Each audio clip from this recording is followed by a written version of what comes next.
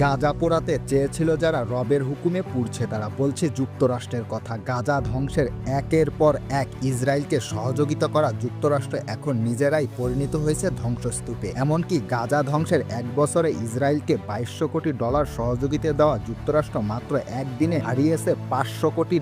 এ যেন প্রকৃতির চরম প্রতিশোধ। ইতিহাসের পাতায় চোখ মিললে দেখা যায় আজকের যুক্তরাষ্ট্রের এই চিত্র। এক বছর ধরে প্রতিনিয়ত দেখা মিলছে গাজা শহরগুলোতে, আর এই চিত্র ফুটিয়ে তুলতে যেন ইসরায়েলকে সবসময় সহযোগিতা দিয়ে গেছে আগুনে পুড়তে থাকা এই যুক্তরাষ্ট্র। 2024 সালের মাঝামাঝি পর্যন্ত যুক্তরাষ্ট্র থেকে প্রায় 50,000 টন অস্ত্র গোলাবারুদ বিস্ফোরক পাঠানো হয়েছে ইসরায়েলে।